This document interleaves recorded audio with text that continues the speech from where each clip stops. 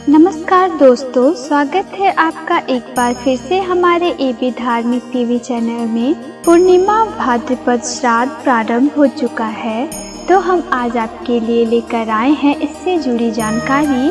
तो आइए जानते हैं गया में रेत का पिंड क्यों दिया जाता है और क्या है गया श्राद्ध का महत्व। आइए इसके बारे में जानते हैं। पितरों की मुक्ति के लिए इन दिनों पिंडदान, तर्पण विधि और श्राद्ध कर्म किए जाते हैं।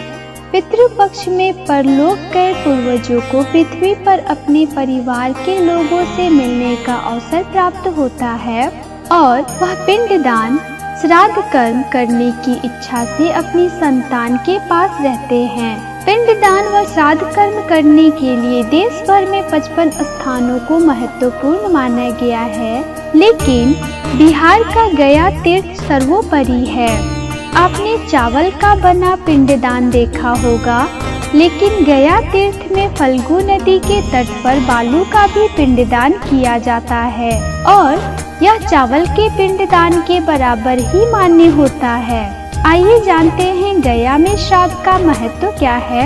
हिंदू धर्म के अनुसार जब लोग अपना शरीर त्याग कर चले जाते हैं, तब उनकी आत्मा की शांति के लिए श्रद्धा से पिंडदान और तर्पण विधि किया जाता है, उसे श्राद्ध कहते हैं। श्राद्ध कर्म करना पितरों की आत्मा की शांति के लिए महत्वपूर्ण माना गया है। तर्पण विधि और पिंडदान करने से पितरों को शक्ति मिलती है और वह शक्ति परलोक जाने में पितरों की मदद करती है, जहां से वे परिवार का कल्याण करते हैं। गया में श्राद्ध का महत्व।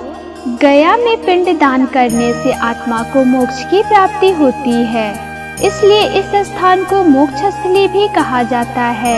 बताया जाता है कि गया में भगवान विष्णु स्वयं पितृदेव के रूप में निवास करते हैं। गया में श्राद्ध कर्म और तर्पण विधि करने से कुछ शेष नहीं रह जाता और व्यक्ति पितृ ऋण से मुक्त हो जाता है।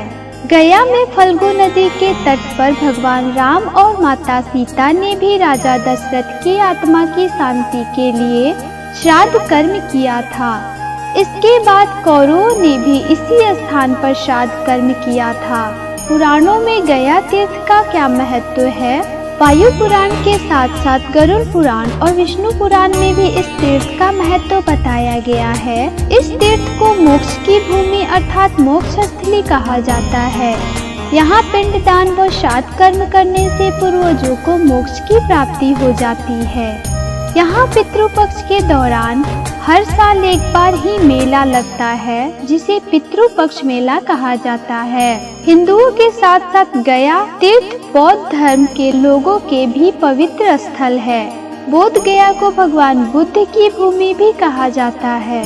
बौद्ध धर्म के अनुयायियों ने अपनी शैली में यहाँ कई मंदिरों का निर्माण करवाया है, इसलिए किया जाता है बालू का पिंडदान। आइए जानते हैं गया में बालू से पिंडदान करने का महत्व वाल्मीकि रामायण के एक वर्णन में मिलता है। इसके अनुसार पितृपक्ष के दौरान भगवान राम, माता सीता और लक्ष्मण पिंडदान करने के लिए गया धाम पहुँचे थे। श्राद्ध करने के लिए कुछ सामग्री लेने नगर की ओर जा रहे थे, तभी आकाशवाणी हुई कि पिंडदान का समय निकला जा रहा है। तभी माता सीता को राजा दशरथ ने दर्शन दिए और पिंडदान के लिए कहा। इसके बाद माता सीता ने फल्गु नदी, वट वृक्ष, केतकी के फूल और गाय को साक्षी मानकर बालू का पिंड बनाकर फल्गु नदी के किनारे पिंडदान कर दिया। पिंडदान से राजा दशरथ की आत्मा को शांति मिली और आशीर्वाद देकर मोक्ष के लिए चली गई। मान्यता है तभी से यहाँ बालू का पिंडदान देने की परंपरा शुरू हुई। अब हम आपको फल्गु नदी के बारे में बताते हैं। गया तीर्थ में पितरों की आत्मा की शांति के लिए फल्गु नदी के तट पर ही पिंडदान किया जाता है। फल्गु नदी के तट पर विष्णुपद नाम का एक मंदिर है और मंदिर के पास ही अक्षय वट है। यही पूर्वजों के नाम का पिंडदान किया जाता है। फल्गु नदी आगे चलकर यह गंगा नदी में मिल जाती है। इस नदी का वर्णन वायु पुराण में भी देखने को मिलता है। बताया जाता है कि इस नदी को माता सीता का शाप भी लगा है। इस वजह से यहाँ पानी धरती के अंदर से बहता है, इसलिए फल्गु नदी को सलीला भी कहा जाता है। सबसे पहले इस नदी के तट पर ब्रह्मा जी ने गया को श्रेष्ठ तीर्थ मानकर यहाँ यज्ञ किया था। तभी से गया में श्राद्ध और पिंडदान के कार्य आरंभ हुए। गया में श्राद्ध करने के बाद कुछ शेष नहीं रह जाता। इसके बाद भगवान राम और पांडवों ने भी इस नदी में श्राद्ध कर्म किए हैं। इस तरह तीर्थ बना था गया।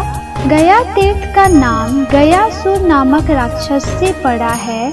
कथा के अनुसार भस्मासुर के वंश में एक गयासुर नामक राक्षस था, जिसने ब्रह्मा जी की कठोर तपस्या की थी। तपस्या से प्रसन्न होकर ब्रह्मा जी ने गयासुर से वरदान मांगने को कहा। तब गयासुर ने कहा कि उसका शरीर भी देवताओं की तरह पवित्र हो जाए और उसके दर्शन मात्र से लोगों को पापों से मुक्ति मिल जाए।